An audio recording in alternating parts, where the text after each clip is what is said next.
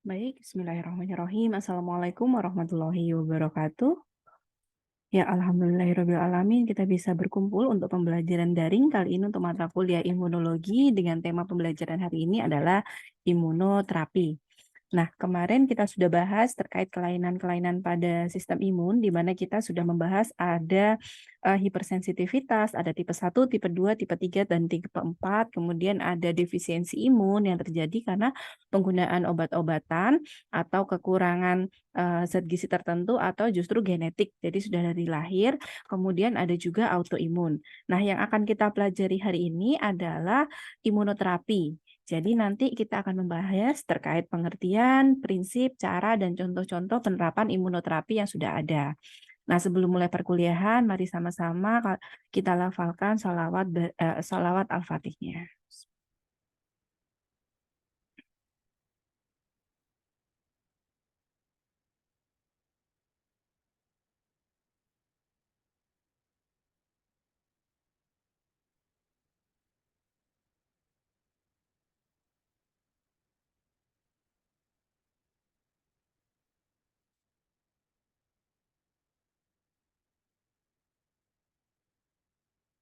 Oke, kita lanjut ya. Apa itu imunoterapi? Nah, ini kalau sekilas kalian bisa lihat di sini ada sel T yang warna merah, kemudian ada dendritik sel. Kemarin kita sudah tahu sel dendritik itu juga fungsinya sebagai APC ya. Kemudian sel dendritik mengantarkan antigennya. Kalau di sini dia akhirnya sel T-nya nanti akan melawan kanker.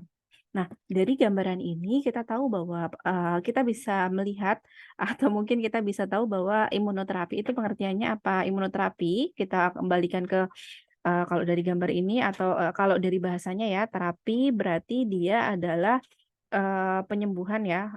Jadi atau pengobatan sehingga imunoterapi imun yang digunakan untuk penyembuhan atau pengobatan sehingga bisa diartikan pengobatan penyakit dengan menggunakan sistem imun seperti itu.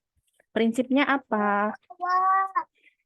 Sistem imun itu dapat digunakan untuk mengobati penyakit atau justru ada beberapa pengobatan yang bisa dilakukan untuk kelainan sistem imun. Jadi imunoterapi prinsipnya digunakan untuk dua, untuk pengobatan penyakit melalui sistem imun atau pengobatan pada kelainan sistem imun.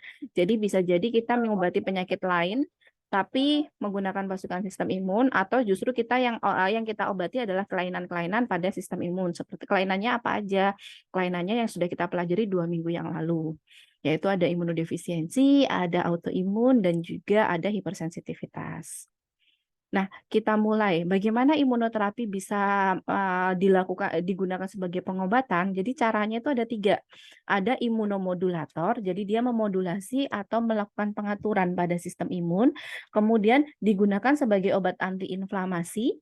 Nah, apa kalian masih ingat nggak kalau misalnya inflamasi itu tandanya ada 5 tanda utama. Kalau saya biasanya menghafalkannya adalah ada dolor, kalor, kemudian tumor, rubor, dan fungsiolisa. Di mana dolor itu artinya nyeri, kemudian kalor itu artinya panas, kemudian tumor itu artinya bengkak, rubor itu warnanya menjadi agak merah atau kemerahan, sama fungsiolisa itu kehilangan fungsi di jaringan yang terkena inflamasi.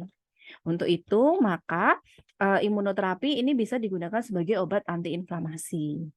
Terakhir, cara imunoterapi dengan cara proses desensitisasi, di mana maksudnya di sini adalah kita memberikan antigen tapi jumlahnya lebih sedikit sehingga nanti akhirnya dia yang sebelumnya tidak bisa antigennya dianggap asing akhirnya bisa dianggap kalau itu bukan benda asing seperti itu. Itu contohnya ya kalau misalnya kita ke desensitisasi dari alergi udang misalnya. Biasanya nggak pernah dikasih udang terus dikasih udang dikit dikit dikit dikit sampai nanti 1 ekor udang bisa dimakan. Ya, biasanya prosesnya seperti itu. Oke, yang pertama kita kasih contoh terkait cara imunoterapi dengan cara imunomodulator. Itu dengan seperti apa? Imunomodulator sendiri adalah senyawa obat atau produk biologi yang digunakan dalam imunoterapi untuk membantu regulasi dari sistem imun. Seperti apa? Bisa sebagai imunostimulan atau merangsang sistem imunnya. Bisa juga imunosupresan. Jadi setelah dirangsang mungkin udah selesai antigennya berkurang, kita imunosupresan. Jadi sistem imunnya itu ditekan biar tidak memproduksi pasukan-pasukan lagi, atau tolerogen. Nah, jadi ada 3 poin ini yang digunakan sebagai imunomodulator. Imunostimulan. Stimulan itu kan dia fungsinya sebenarnya kalau kita sudah bahas di awal dulu adalah merangsang sistem imun. Nah, kenapa dirangsang? Fungsinya agar bisa memperbaiki fungsi-fungsi dari sistem imun. Apa saja yang dirangsang adalah proses pengaktifan. Kemarin kita sudah bahas bahwa proses pengaktifan itu terdiri dari 2 proses, yaitu ada proliferasi dan juga diferensiasi. Selain itu, juga karena mau biar proliferasi dan diferensiasinya juga meningkat, terangsang misalnya, maka juga dilakukan perangsangan terhadap aktivitas sel-sel dari sistem imun. Bisa sel fagosit, sel makrofag, sel limfosit T, dan limfosit B. Selain itu, imunostimulan juga akan mempengaruhi sistem komplement. Di mana waktu kita bahas sistem komplement kemarin, salah satu fungsi sistem komplement adalah mengeluarkan kompleks imun. Kompleks imun adalah ikatan antara antigen dan antibodi. Jadi banyak pengulangan ya memang ya, karena sebenarnya kalau kita belajar imun ya lingkupnya ya udah di situ-situ aja, sel-selnya itu, prosesnya itu, kemudian fungsi-fungsi selnya seperti itu. Nah, contohnya atau contoh jenis dari imunomodulator ada antisera, ada vaksin, dan juga ada sitokin. Antisera merupakan antibodi yang berasal dari sumber lain. Dia transien tapi bisa melakukan proteksi secara langsung terhadap tubuh. Kalau vaksin, vaksin adalah bagian dari atau sebagian atau keseluruhan dari mikroorganisme yang dilemahkan. Kemudian ada juga sitokain. Sitokain ini digunakan sebagai imunomodulator, biasanya yang jenisnya interferon.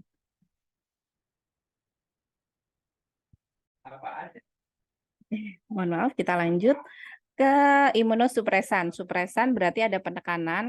Di sini ada 2 mekanisme. Yang pertama adalah menekan fungsi sistem imun, dan yang kedua menghambat respon imun yang humoral atau seluler, atau kita masuk ke respon sistem imun yang adaptif ya. Jadi kalau penghambatan fungsi sistem imun bisa dilakukan dengan menghambat sintesis DNA, mengaktifasi sel T suppresor. Jadi nanti sel T suppresor lah yang akan bertugas untuk meminta antibodi berhenti produksi, meminta sitokin berhenti diproduksi, meminta sitokin untuk berhenti ngasih sinyal-sinyal, misalnya seperti itu tugasnya sel T suppresor. Dan yang terakhir menghambat aktivitas dari sel-sel T helper atau sel CD4 ya kemarin. Jadi T helper ini memang fungsinya adalah untuk membantu aktivasi dari sel B.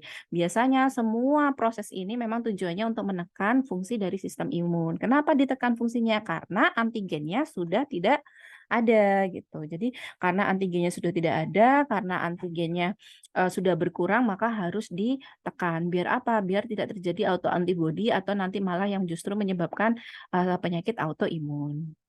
Nah, pengaplikasiannya, jadi pengaplikasiannya adalah dengan cara misalnya pencegahan penolakan cangkok organ. Nah, ini seperti yang mungkin sudah sering saya jelaskan ya, cangkok organ misalnya cangkok hati.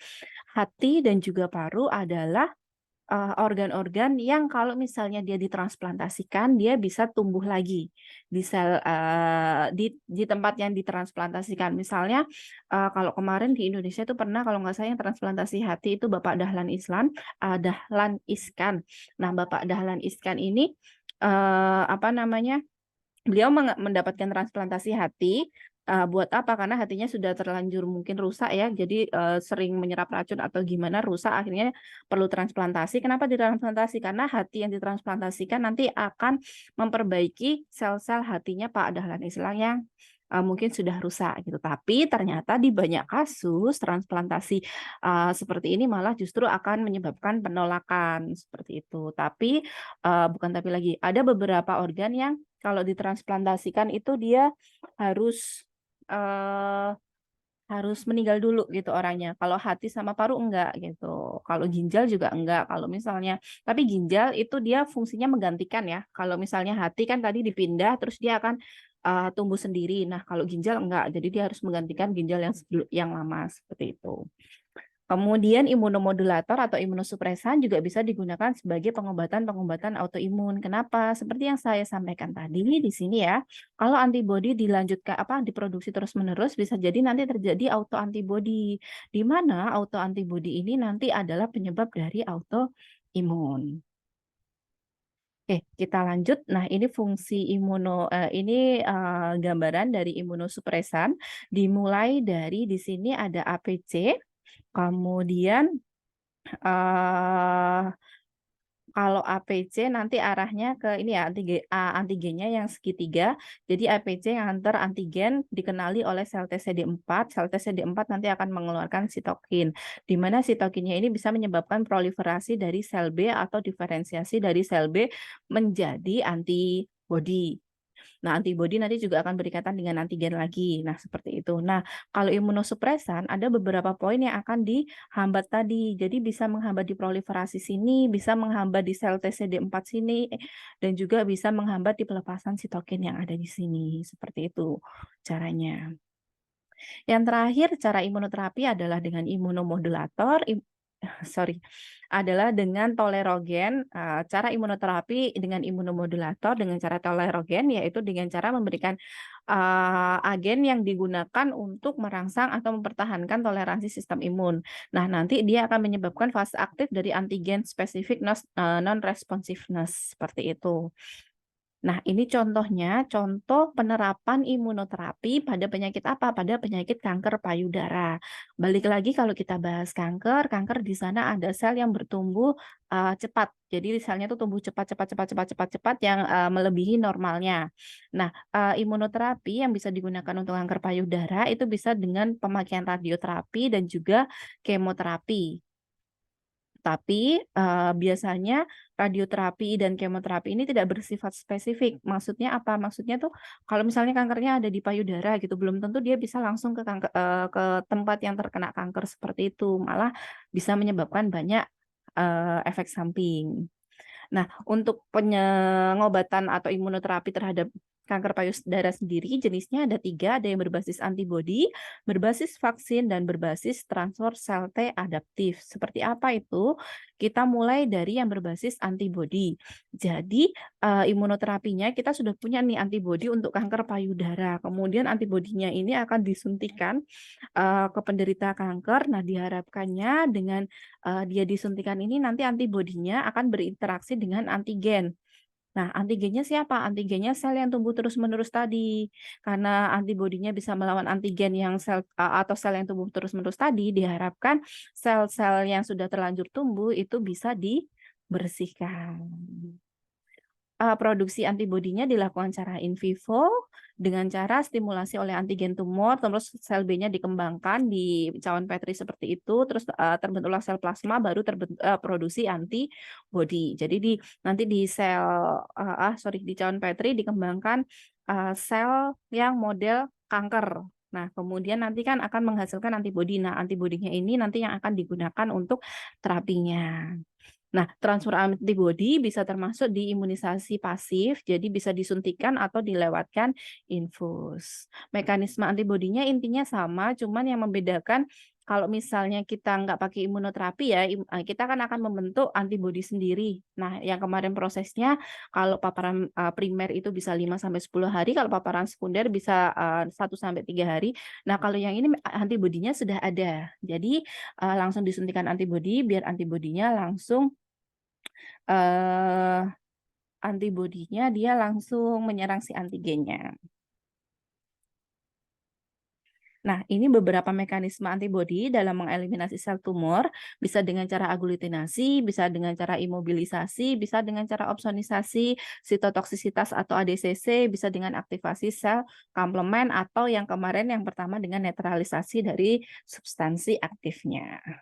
Intinya hampir sama dengan mekanisme antibodi biasa ya, untuk melawan, antigen. Kita lanjut yang kedua adalah imunoterapi, yang basisnya adalah vaksin. Jadi, bukan hampir sama sih, kalau yang tadi, antibodi berarti kan kita mengembangkan sel kanker dulu biar nanti di, kultur selnya terbentuk antibodi. Nah, kalau yang vaksin ini lebih ke arah kita menyuntikkan tumornya tadi, sel tumornya tadi, seperti itu. Sel yang berkembang lebih cepat tadi disuntikan biar apa? Biar nanti kalau misalnya, "Oh, ini kok selnya kok cepet banget ya membelah seperti yang kemarin disuntik." Nah, itu antibodinya bisa lebih cepat terbentuk. Jadi kita mengharapkan adanya paparan kedua, kalau vaksin ya, paparan kedua dari paparan pertama vaksin itu tadi. Contohnya, ya ya ini contohnya seperti itu. Kemudian kita lanjut ke yang contoh terakhir adalah pemberian sel T yang adaptif. Jadi jaringan tumor, atau jaringan tumor ini maksudnya adalah sel-sel yang tumbuh tadi ya, cepat karena dia akan membentuk jaringan, dia akan diambil dari penderita kanker melalui proses pembedahan, kemudian, kita menginkubasikan antitumor bersama sel, T secara in vitro sehingga terbentuklah antitumor limfosit. Nah, maksudnya antitumor limfosit ini adalah limfosit-limfosit yang bisa melawan si sel yang, tumor tadi atau sel yang berkembang cepat tadi. Kemudian sel T adaptif yang sudah terbentuk dari poin kedua ini nanti akan ditransfer ke penderita tumor. Nah, sel T-nya yang ditransfer ini dia sudah bisa menyerang, tumor dan membunuhnya, gitu. Nah, kalau misalnya kita, samakan dengan yang keadaan sekarang yang kemarin kita sempat mungkin bahas adalah yang kayak nyamuk Wolbachia ya. Jadi, bakterinya itu disuntikan ke telur nyamuk, kemudian nyamuknya berkembang. Nah, nyamuk yang berkembang ini adalah nyamuk-nyamuk dengan bakteri Wolbachia. Di mana bakteri Wolbachia kalau ada pada nyamuk akan mematikan virus-virus penyebab DBD. Kenapa bisa mati? Karena virus dan bakteri Wolbachia di nyamuk ini nanti akan rebutan makanan. Tapi yang menang adalah bakterinya, jadi virusnya akan mati. Sama seperti ini, jadi sel T-nya ditransferkan ke penderita kanker biar apa? Biar nanti ada antitumor sel T yang bisa menyerang sel-sel kanker atau sel-sel tumor dan membunuhnya, seperti itu. Contoh lain dari imunoterapi adalah pengobatan alergi. Imunoterapi untuk alergi, ada yang masih ingat kemarin imunoterapi untuk alergi itu masuk ke hipersensitivitas tipe berapa? Nanti bisa dituliskan di kolom komentar ya, alergi itu masuk ke reaksi hipersensitivitas tipe berapa? Imunoterapi untuk alergi sendiri dilakukan dengan cara pemberian berulang alergen spesifik yang sudah diketahui. Untuk apa? Untuk mencegah dan melindungi dari gejala alergi dan reaksi inflamasi yang berhubungan dengan pajanan alergen. Ini yang saya sebut tadi desensitisasi tadi ya. Jadi, misalnya kalau kita alerginya alergi udang. Udang kan ada satu besar gitu ya. Nah, caranya gimana biar nggak alergi udang lagi, biar nggak bahaya kalau konsumsi udang? Kita mulai membiasakan si pasien dengan memberi udang misalnya, 1 bagian kecil, 2 bagian kecil, 3 bagian kecil, seperti itu tapi ini prosesnya nggak instan ya, nggak dalam 4 hari gitu, enggak. Tapi biasanya berbulan-bulan, sampai akhirnya nanti dia sudah terbiasa dan bisa makan udang. Biasanya seperti itu. Mekanisme kerjanya seperti apa? Dengan cara menginduksi antibodi penghalang yang bersaing dengan IgE, kemudian IgE akan diturunkan, kemudian sel masnya juga akan dimodulasi, terus, terjadi peningkatan, T supresor sehingga terjadi penurunan dari respon alergi. Imunoterapi untuk pengobatan alergi sendiri sudah banyak diaplikasikan pada rinitis alergi, asma, konjungtivitis alergi dan juga hipersensitivitas terhadap sengatan binatang atau alergi-alergi misalnya alergi kucing dan sebagainya. Oke, mungkin itu tadi terkait dengan penjelasan materi dari imunoterapi. Jadi imunoterapi pengertiannya adalah pengobatan yang berdasarkan pada sistem imun dengan prinsipnya adalah pengobatan yang menggunakan sistem imun atau pengobatan karena adanya kelainan dari sistem imun. Caranya, tadi ada 3 ya, jadi ada imunomodulator, imunosupresan, sama tolerogen. Contohnya tadi adalah imunoterapi pada penyakit kanker payudara yang ada 3 jenisnya dan imunoterapi pada penyakit alergi. Oke, mungkin dari saya itu nanti jika ada yang perlu ditanyakan atau masih belum jelas nanti, silakan kita nanti buka sesi diskusi ya. Baik dari saya itu jangan lupa absen, absennya di sini ya, nanti saya ketikkan via WA juga. Semoga apa yang kita pelajari bermanfaat, jangan lupa tulis komentar terkait tadi, satu pertanyaan dan juga jangan lupa, untuk mengisi link absensi. Terima kasih, saya akhiri. Wassalamualaikum warahmatullahi wabarakatuh.